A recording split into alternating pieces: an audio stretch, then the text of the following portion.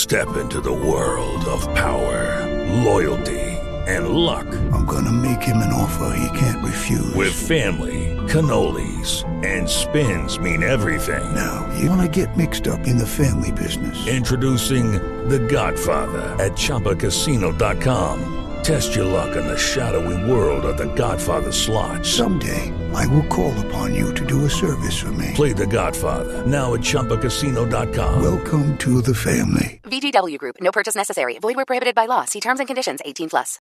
As bad as I wanted to clear this an open container Friday after the week I've had, I got to go to the gym after this is over. Depressing.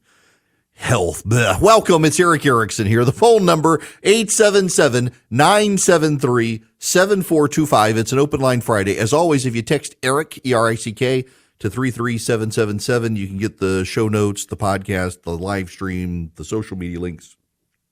We are putting most of the big monologues on YouTube, so you can get the link there as well. For all of you who are requesting copies and stuff, you can get the podcast or you can get it on YouTube. So I want to, by the way, I want to say this one more time. If you want to help the Israelis, a great way to do it is to text donate, the word donate, text that to 33777. And Mike Bloomberg has set up a fundraising link with the Israeli Red Cross. So I'll send you the link. If you text donate to 33777, I'll send you back Mike Bloomberg's link. Bloomberg is pledging a dollar for dollar match. If you give money to the Israeli Red Cross through this link that I send you, he will match it 100%. There's no cap. So if you were somehow to give $1 million, he would give $1 million. There are no caps. The man's multi-billionaire several times over, so he's good for the money and he's willing to help. So text donate to 33777. My company uses Vanguard to manage our 401ks. There's a deeply troubling story in the Financial Times about Vanguard. Now, Vanguard is one of the big liberal firms that money managers, asset managers, and they have been pushing ESG for quite a while, environmental, social, governance stuff within corporations. Vanguard is very liberal in how it pushes this stuff. And now there's this. Let me just read you some of this. Vanguard, the world's second largest asset manager, is acting as a pipeline through which U.S. investment dollars are being funneled into Chinese military companies and corporations sanctioned over human rights abuses, according to a new report by a U.S. producers lobby group. The Coalition for a Prosperous America, a bipartisan organization that represents exclusively U.S.-based manufacturers and farmers, said Vanguard's flagship Emerging Markets Fund was channeling investments into 60 companies within China's military-industrial complex. Some of the companies are subject to U.S. government export controls. Vanguard funds also have holdings in 8 Chinese companies that are sanctioned by the U.S. government over human rights abuses in China's Xinjiang province. The CPA report said the U.S. State Department has characterized the suppression of the Uyghur minority in Xinjiang as genocide. Wall Street's role in financing Chinese companies connected to the People's Liberation Army is becoming increasingly contentious in Washington. In August, the U.S. House of Representatives China Committee accused asset manager BlackRock and global index provider MSCI of facilitating investments that helped the Chinese military. BlackRock said at the time it complied with all laws. MSCI says it's conducting a review. Mike Gallagher, the Republican head of the House China Committee, told the Financial Times Congress must turn off the tap of American capital flowing to China. Americans do not want firms like Vanguard to invest their retirement savings in companies building the Chinese Communist Party's military and implementing its ongoing genocide against the Uyghur people. If we accept the status quo, we are willfully fueling our own destruction. Mike Gallagher's not wrong. I don't know how to get my money, my 401k, into the hands of someone other than Vanguard, but at this point, I think if I could, I would. Vanguard is taking my money that comes out of my paycheck with my company's match and is investing in the People's Liberation Army of Communist China. It is investing in companies that are human rights abusers. It is investing in companies sanctioned by the United States. But the way they pass through the money, they can get around those sanctions. Nothing Vanguard is doing is illegal per se. But I would argue what it is doing is not just immoral, but quasi-treasonous when we know China is not an economic rival. China is our enemy. And Vanguard is taking my money and your money and putting it into the hands of the Chinese military. Vanguard is taking your money and my money and using it to help the Chinese military expand its technological output and develop technological output. Vanguard is helping the enemy, and obscenely and offensively, Vanguard is using your money and my money, not Vanguard's money. They're using our money to do it. And they hide behind the law. Vanguard said its asset managers maintain, quote, the highest levels of compliance with all applicable laws and regulations. We continue to monitor developments and would welcome additional clarity from policymakers. See what they're doing? See what they're doing? See what they're doing? They're adding complexity to get rid of moral clarity. This is postmodern Marxism at work at Vanguard. Oh, well, we're following the laws and we're following the regulations. If anybody has a problem with it, we need the policymakers to clarify. Not we recognize we're funding the Chinese military that's about to go to war with the United States. We're using American, hardworking Americans' money to fund the American enemy that would love to destroy America. No, no, no. We're complying with the laws. We're complying with the regulations. They've taken morality out of it. They've taken right and wrong out of it. It's just money. Never mind, we're giving it to the People's Liberation Army. Never mind, we're giving it to a country that would love to nuke America. Never mind, we're giving it to a world regime that willfully exterminates its own people. No, we're just getting a good rate of return on investment. It's still wrong, Vanguard. It's wrong. You are funding the military of a murderous regime, and I resent it like hell because it's my money you're using. You people at Vanguard sit on the board. You're not using your money. You're using my money to benefit the People's Liberation Army of China. This is infuriating. Something's got to give here. And Vanguard has willfully, over the years, pushed the environmental social governance agenda, the ESG agenda. Vanguard, as much as BlackRock, has been pushing companies to go left. Vanguard, as much as BlackRock, has been pushing companies to embrace these social experiments. So because they pushed American companies to engage in these social experiments, and so the rate of return on investment from these companies has gone down because companies that comply with ESG tend to not produce as much or have the earnings that other companies do. They've decided to offload the capacity. Say, well, we got to make money somehow, so let's send people's money to China and let's give it to the Chinese military through backdoor channels. And just, it's not really the military, it's just companies owned and controlled by the military. These people are moral midgets. They've taken my money to do it. I just resent that. There's a massive, helicopter also flying past my window right now, but it's one of those with, wings and rotors on both sides. That's like an osprey. That's kind of impressive. Distraction. Sorry, squirrel. That thing just flew past my window. I was like, well, that's an interesting vehicle. In any event, I digress. Y'all, at some point, American business has to wake up and realize the Chinese are not our friends. Whether it's Nike or Disney or Vanguard or BlackRock or Tesla, they got to realize the Chinese are ruthless authoritarians who are not our friend or not our rival. They're our enemy. The Chinese intend for war to come. There's this meme going around on social media right now that the Army and the Navy have started running ads again with big, beefy white guys.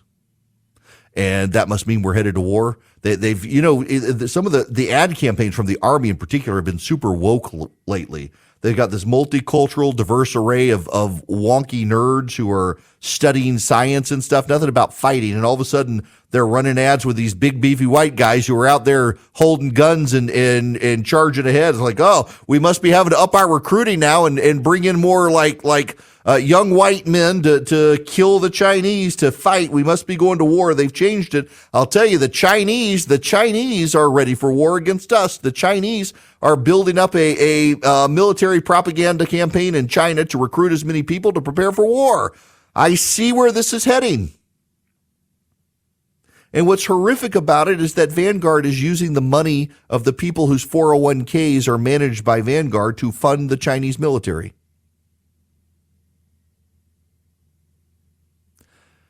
Just because you can doesn't mean you should. It's like the story from Jurassic Park. Just because you were able to do it doesn't mean you should have done it. But Vanguard is taking that position that, well, no one said we can't. We've complied with the laws and the regulations, so we're going to do it. And no one stopped to think, is it wise to fund our enemy's military? And they, with a clear conscience, say, well, we complied with the laws and the regulation, because they have no conscience, they have no soul, they have no morality. They're just in it for the money, I guess. Why would you do this with the hard-earned money of American workers? Why would you fund the Chinese military, Vanguard? That's exactly what you've done. You should be ashamed of yourself, and you should stop it. I do not want my hard-earned money that I worked my butt off to get to be invested with the Chinese military, but because Vanguard manages my 401k, I guess that's what I'm getting, and I'm appalled by it. And every single other person should be as well, and Congress should take action against Vanguard. They absolutely should take action against Vanguard for doing this. They shouldn't be able to hide behind, well, we comply with the laws and the regulations. If that's the case, we need new laws and new regulations to stop them from funding the Chinese military with the money of working Americans. He'll do the research and give it to you straight. Eric Erickson is live every weekday. All right, it is an open line Friday. The phone number is 877-973-7425. Richard, you're going to be up next. Welcome to the show, Richard. How are you? I'm good, Eric. How are you? Great. So I have a quick question about the 12th Amendment. Okay. The 12th Amendment basically says that a president and a vice president can't be nominated from the same state, or the state loses their electors. It takes 270 to win. And by my math, Democrats can't get to 270 without California. So why haven't Republicans nominated a president and vice president from California to take California off the board? Good question. Because there's a catch with the way you're reading it. You only take the electors out of play if they go for that side. So since you could nominate two Republicans from California, they would probably not even win California. So the Democrats would get the votes from California. So it only applies if the Republicans win the state. Oh, okay. Well, it was worth a shot. Yeah. Look, I love your thinking. I love your thinking on that one. But yeah, that's the caveat, Richard. Thank you for that. Yes. This is why, for example, so many people are like, well, why not just do a Trump-DeSantis ticket? If you did a Trump-DeSantis ticket, the Republicans, they're going to win Florida. But the problem is Trump and DeSantis are both residents of Florida. Therefore, the Republicans would not get the votes from Florida. The Constitution, the 12th Amendment says that if the state goes for that side and both people, the president and vice president, are from that state, you can't count their electoral college votes for them. With California, you nominated two Republicans. The Democrats would win the state anyway, and so the electoral college votes there would still count. It would only not count if the Republicans won the state. That's the problem. That's the twist in the Constitution. but very creative thinking on that one. I'm still I'm concerned with the way this Republican primary is continuing to shape up. Look, I know I'm in the minority with you. You know what when I ran candidates for office, I'd always tell them, know when you're in the minority, even when you think you're right. And I know I'm in the minority with you guys, even though I think I'm right I think that it would be too expensive to get Trump. I think Donald Trump can win. I just think the amount of money we spent to get him across the finish line, we would sacrifice winnable seats in the House and Senate. And we could get someone else across the finish line cheaper, like the latest Fox News poll is Biden beating Trump, but losing to Haley and DeSantis. It just makes it a Haley DeSantis or DeSantis Haley ticket. Makes a lot of sense. It would be a dynamic ticket of younger people, from an immigrant family and a woman, and it would crush the Democrats. That ticket would crush the Democrats, and we could spend all the money getting the Senate and holding the House. Trump's just a heavy, heavy lift.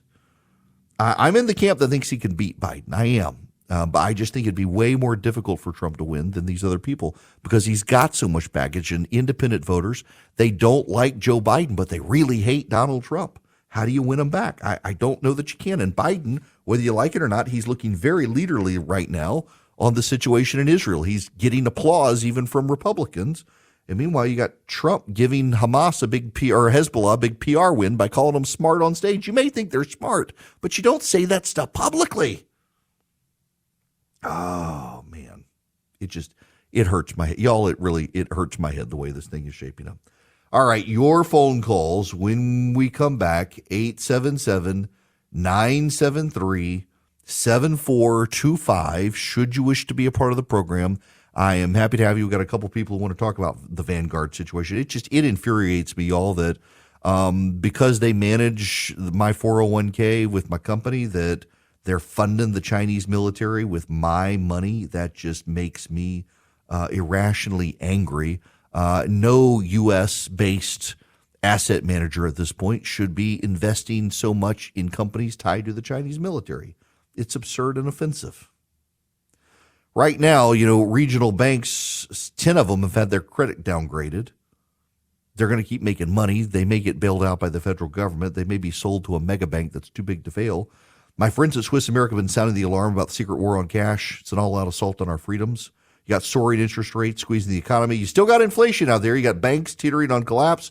Swiss America can educate you and help you protect your hard-earned assets now using precious metals. You go read the report, The Secret War on Cash. Y'all, I told you, I've seen more and more businesses say no cash allowed here, which is absurd to me. It's legal tender in this country. But businesses and the government don't want you using it. They want you using plastic. So call 800-289-2646. Get The Secret War on Cash. It's free. You just mention my name, Eric Erickson, when you call or text 800-289-2646, 800-289-2646, or you go to SwissAmerica.com/Eric. That's ERICK, SwissAmerica.com/Eric. If you call them 800-289-2646, mention my name, Eric Erickson. Be advised, message and data rates may apply when you call them, 800-289-2646. Let me hang on. So there is it's a well-known website out of Israel called Israel War Room. Israel War Room is it's a verified account. It's an official news organization out of Israel. And so they're running the video. Hamas has just released this video where the Hamas soldiers are showing them carrying around the kidnapped Israeli children to make the point that if the Israelis attack, the Israeli children are going to die.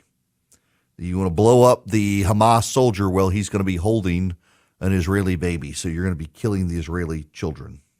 The children are crying. They are not happy. These are clearly not their parents. That's happening right now. That's happening. Hamas using the Israeli children as human shields, just as they use the Gazan children as human shields. All right. To the phones, 877-973-7425. Andrew, you're going to be up next. Welcome. Hey, how are you? Good. How are you? I'm doing well. After what you just said, I feel like Vanguard's not as important. But yeah. I had a question in reference to that. I am a financial advisor, and I was curious if you had brought up to your company, the HR side, that maybe Vanguard's not a good fit for you. So that's a great question. So this story came out today, and I probably am going to have to be one of those busybody people that does say something, because I know they can move, and I wish they would move, because I'm not comfortable with the company saying that it's using its investor funds or its assets that it manages to fund the Chinese military and companies related to the Chinese military. I think it makes sense for me to not do business with Vanguard. Correct. I mean, ESG works both ways. Mm-hmm. Exactly. And that's the thing is, your company and any company, it has a fiduciary responsibility along with the financial advisor over the plan to provide investments that suit the employee's needs. Yeah. Which ESG would be a factor. Obviously, risk, return, and all that stuff factors in too. But especially in today's day and age, ESG does apply, and it does work both ways. Yep. Yeah, it does. What's good for the goose is good for the gander. Well, the religious stuff falls under that too. If you don't want to work with any company that works in, say, pornography or anything, it's the same. It falls under the ESG category as well. Yeah. Yeah. Andrew, look, I appreciate it very much. And this is one of those issues where I do think a lot of people who have their assets, their 401ks, their IRAs, whatever, managed by groups like this need to be more vocal. And for example, you can also tell these companies that you want to vote your rights, not have the asset manager vote your rights when it comes time to dealing with companies and stuff. You got to educate yourself about it to be able to navigate it, though. Bob, you're going to be up next on the Eric Erickson Show. Bob, welcome to the program. Hey, Eric. I'm going to talk about the similar line. You are obviously aware of BlackRock.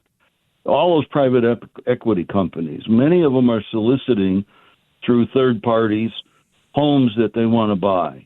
They negotiate then through another group that bundles them for the purchase, or sign them, and BlackRock buys them, has them renovated, and then managed for them. And essentially what they're doing is they're driving the average person, many of whom are in the funds that they're investing for them through union dues and other retirements, in homes that are driving them out of the ability to buy a home.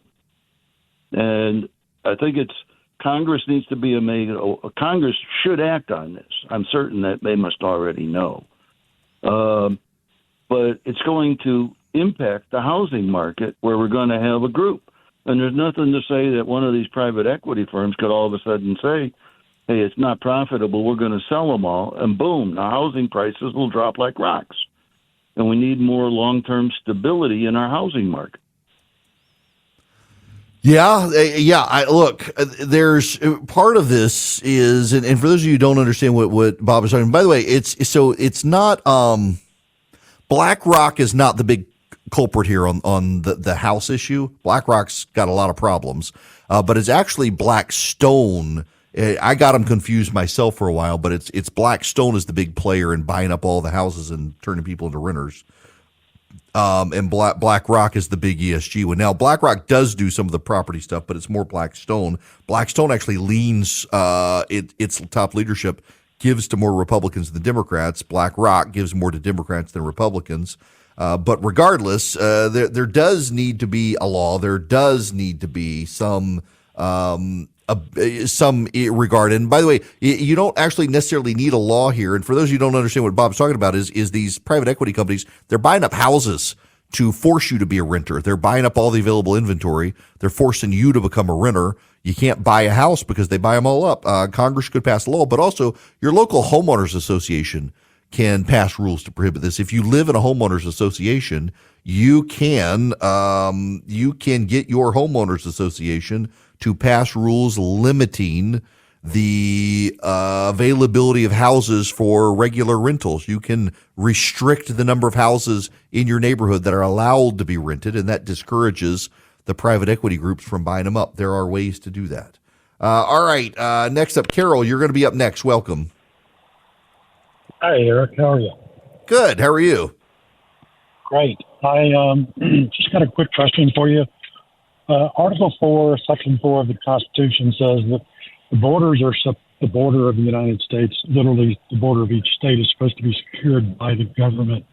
Customs and Border Patrol are directly responsible for it. They answer to Biden. Why isn't Biden culpable, literally, for dereliction of duty, specifically outlined in the Constitution? Yeah. Okay. So this one, this shouldn't be complicated, but the explanation kind of is. So Article 4, Section 4 of the Constitution does say that the federal government has to give aid to states under invasion. The invasion, I think Texas can lawfully say it's being invaded.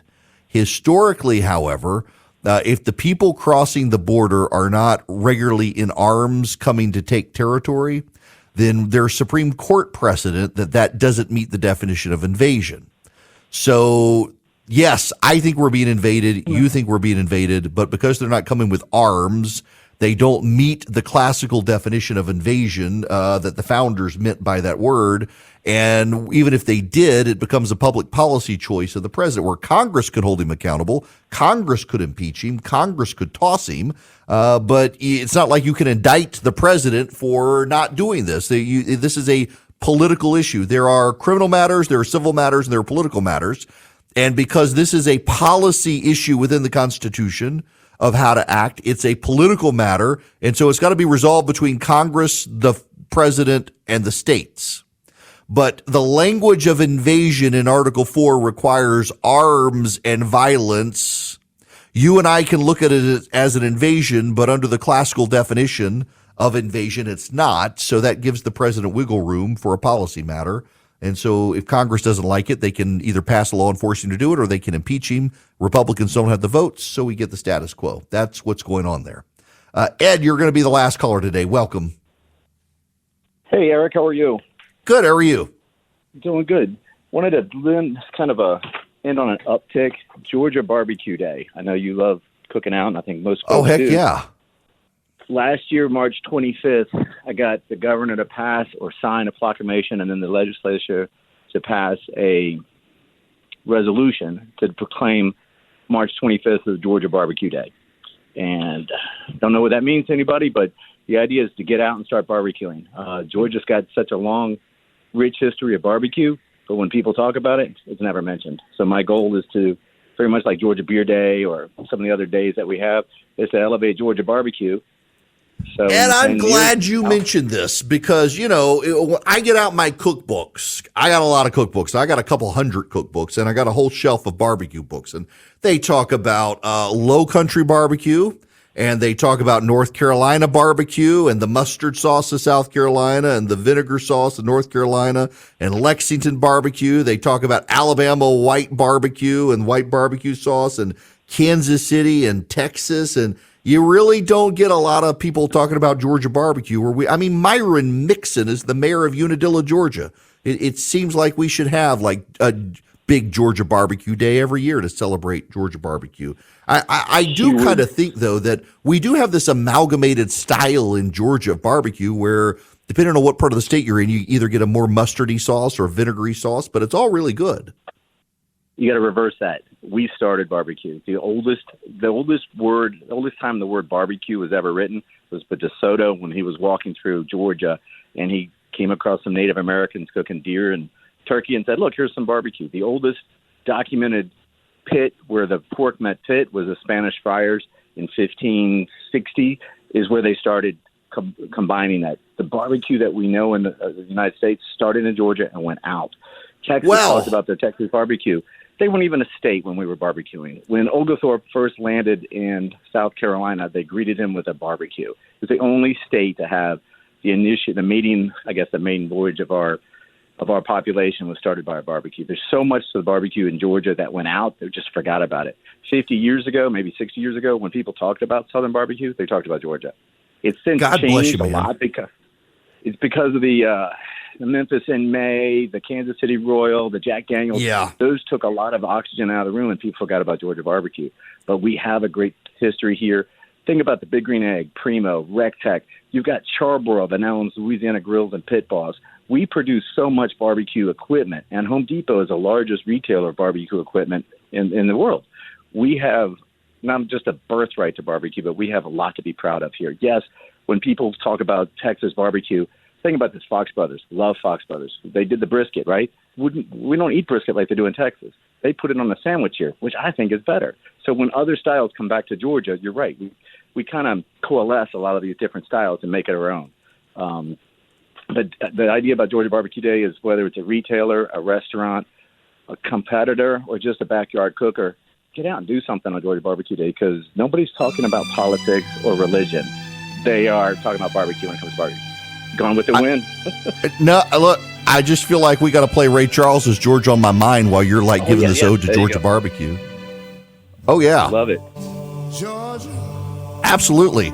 Man, this is probably my most winning phone call ever, having Ed come on talk about barbecue. And Ray Charles singing this out. Perfect. Man, this is fantastic. You got a real passion for Georgia barbecue. I hope the governor, I hope this is one of those days the governors, listen, we should reclaim the, did you people hear this? Not only was the first baptism in North America done in the state of Georgia, like I can see the location from where I'm sitting out my window right now, but you had Hernando de Soto fed barbecue by the Indians. Yet Georgia needs to latch onto this. So now, Ed, before you get out of here, I got to ask you, what is your favorite type of barbecue sauce? Okay, tough one for me. It's the next one. It's always the next one. I collect barbecue sauces. I also collect barbecue grills. I've got a world record of barbecue grills, like 850 of them. Good Lord. My next favorite one is the next one I find. I'm always trying to find the next different best ones, like pizza or beer. I'm always looking to have the next one. But my go-to is a Carolina style. It's a vinegar with the red pepper flakes in it. Yeah, I made one of those a couple of weeks ago, and I've had it in my fridge, and it's got so much acid in it, it's not going to go bad anytime soon. And I boiled it down. It literally took half a day to make because I had to reduce it to get the vinegar flavor out of the sharp vinegar out of it. It's really good. And it lasts. Hey, one last thing. Georgia has its own barbecue sauce. Nobody knows about it, but it's Miss Griffin's. Miss Griffin's. They used to do. I used to do ads for them on here. They're local to me. Yes. They're oldest right now. They're the oldest continuously made barbecue sauce in the United States. It's an orange, like a burnt orange look. Yep. And from Columbus all the way through Little South of Macon, all the way down to Savannah, you can find hundreds of barbecue restaurants serving that sauce. So people who want authentic Georgia barbecue, seek that style out. But if you want to buy it retail, Miss Griffin's has got it. I think it's on Walmart.com. But they're everywhere. Original Georgia sauce. They used to advertise on the show. Ed, I got to let you go there, but God bless you, man. Best phone call ever on this program goes to Ed, a dissertation on the history of Georgia barbecue. God bless him and all of you. And now I got to go find me some pulled pork and brisket. But first, I got to tell you about the Eden Pure Thunderstorm. You can get 3 of them for less than $200 at EdenPureDeals.com. You put in my name, Eric, E-R-I-C-K, at EdenPureDeals.com. You get 3 of them, less than $200. You save $200. You get free shipping. They're an odor eliminator. It gets rid of pet odors. I mean, the litter box odors from pets, the stinky pet wet dog odors, the smoke odors you get from your fireplace or your chain smoking neighbor who came and sat on your couch, or whatever, somebody was smoking in the rental car before you. You can plug it up with a USB cord. You can plug it up into the wall. Wipes out odors. Get one for your RV, your travel bag, upstairs, downstairs, basement, whatever you need. 3 of them for less than $200. EdenPureDeals.com is the website. Eden, like the Garden of Eden, pure as the driven snow. EdenPureDeals.com. The discount code is just my name, Eric, on the front page of that site. Put in Eric, E-R-I-C-K. You get 3 of them for less than $200. EdenPureDeals.com. Hello, welcome. It is Eric Erickson here. Y'all, we got a standoff now in the House of Representatives over Speaker of the House. There is growing shift towards Jim Jordan. They're expected to start voting on their nominees in about 15 minutes. Kevin McCarthy says he'll be voting for Jim Jordan.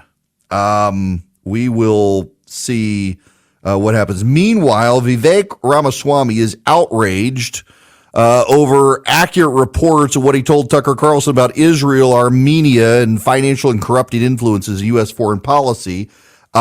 He actually said the only reason we care about Israel is because of money. And now he's denying it. Sean Hannity called him out on it. He denies it and says he was taken out of context. He wasn't taken out of context. This is the game that he plays. Now he says they're looking at legal options. Baloney. That's nonsensical, designed to intimidate the people who actually told the truth about what he said. It's just dumb. But there you have it. What crazy, unserious people we have right now. We need leaders. You know what we also need? I mean, after Ed's call on barbecue, we need to go to Omaha Steaks. They got great brisket at Omaha Steaks. They got great food at Omaha Steaks. You can go to Omaha Steaks and you can save over 50% off site-wide. It's their semi-annual sale. And at checkout, you can take an extra $30 off by using my name, Eric, E-R-I-C-K, at checkout. They got a promo code box. You put my name in, you save $30 extra off already unbelievable site-wide savings, 50% off site-wide. Fantastic. A great savings, good company with 100% satisfaction guarantee. If you're not happy, they want to make you happy because they want your lifetime business at Omaha Steaks. Don't forget, you put Eric in as your promo code at checkout. Minimum order required, though. They're good people. They got great food. They got a great satisfaction guarantee. They've been doing this since 1917. How many businesses can you think of that have been operating that long? They do it because of their quality and their desire to make you happy, to make you a satisfied customer. You get all this at Omaha Steaks. Their bacon wrap fillets, fantastic. Don't forget the seafood options as well. So much more. OmahaSteaks.com. Use Eric as your promo code at checkout. That's it for me. You guys have a great weekend. I'll be back here on Monday with hopefully different topics to talk about. Happy stuff, maybe.